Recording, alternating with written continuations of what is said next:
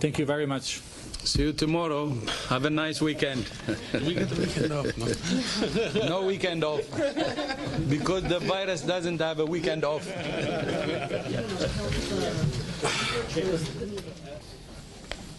WHO.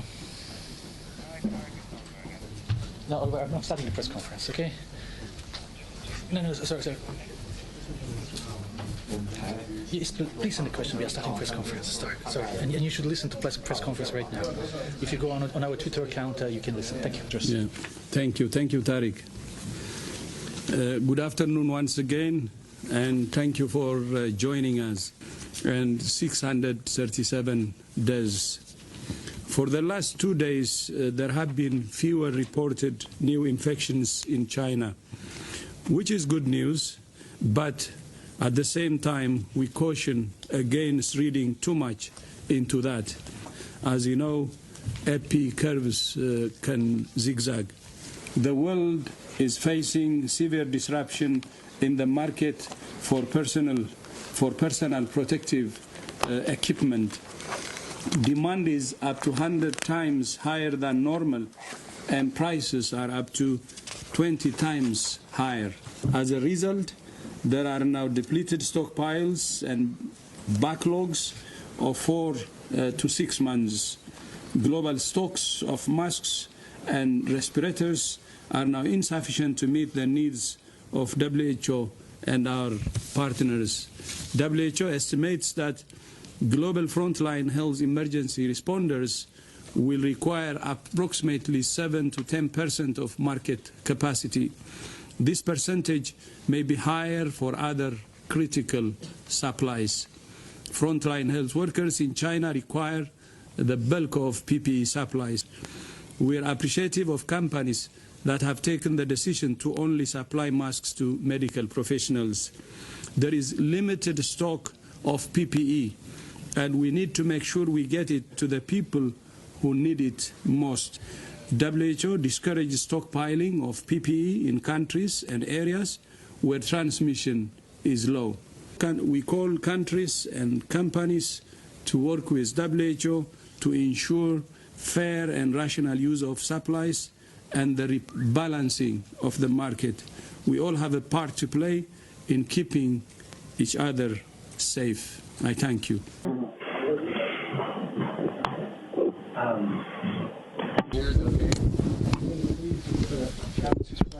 So everyone can hear your question. Thank you. We need to get Jamie his own microphone. A large number of Chinese right now are outraged over the death of Dr. Li Wenliang, partly because he was previously investigated for spreading the so-called rumors of the virus. The issues about misinformation, you're absolutely correct. There is an understandable confusion that occurs at the beginning of an epidemic. When you don't know your enemy, it's the fear of that enemy grows because you don't understand the nature of your enemy. So we need to be careful to label misunderstanding versus misinformation. There's a difference. People can misunderstand and they can overreact. That can happen. And information cures that. But misinformation and the manipulation of information and the misdirection of populations, that's very different, because that's a committed act. And we need to separate what is a genuine confusion that we in the public health sector need to address through good information and communication from what is politically manipulated or directed misinformation aimed at creating trouble or aimed at disrupting a response. And that's something that's very difficult to deal with. And we've seen that across all aspects of society in the last number of years. That's not just an issue that affects health response. And I don't believe the health sector has the answer to those questions. They are deeply political questions, and we will continue to fight to put out the best information. We're working with UNICEF, we're working with the Red Cross, we're working with experts all around the world in risk communication. We will try our best to continue to communicate in an effective, honest and transparent way, and we will continue to encourage our member states to do the same. Solidarity. We need solidarity not only between countries, but we need deep solidarity between the public and the private sector. And that's why we ask for solidarity, and that's why we had a discussion with manufacturers and others to cooperate. and I hope they will stand together in the principles of solidarity.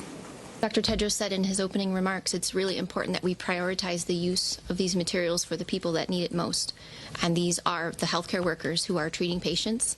These are people who are caring for their families, who are caring for their loved ones, and those that are sick.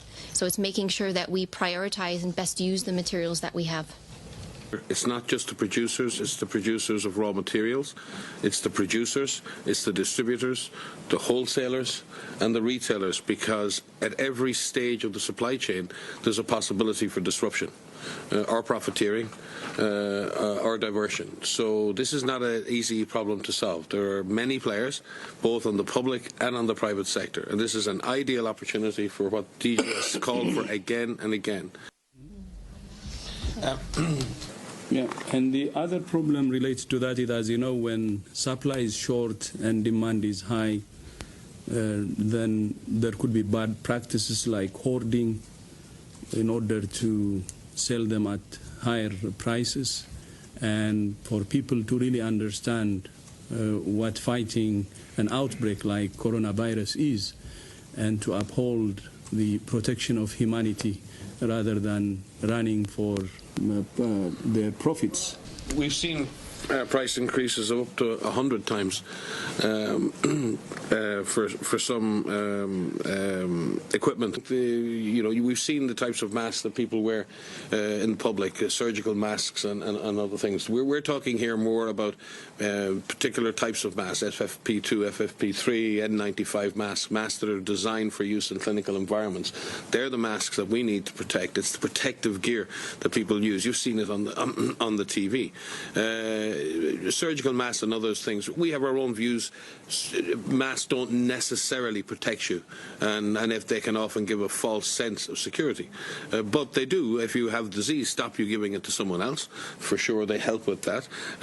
And they provide a sense of safety and a sense of assurance, and if that allows people to move and go to the shop and get their food, and that provides confidence, then we're not going to say anything about that. But if we start to see the normal civilian market being flooded with N95 and other respirator-type masks, and we see doctors and nurses in hospitals not having those, then there is a problem. There is a problem. Issue of mechanical ventilators, you're correct, John. It is an issue. Not all patients require that type of ventilation, but clearly that's an issue, and that will be another issue in the supply chain. This is sophisticated equipment, but it's not just the equipment; it's the technicians who needed to use that equipment. That is also an issue, and we saw that in free travel area of Schengen in response to the epidemic and trying to make sure it doesn't spread. At the same time, there were reports that in Italy, the president of the republic had to go to a school with a majority of Chinese ethnic kids to reassure people, that this epidemic is not about them.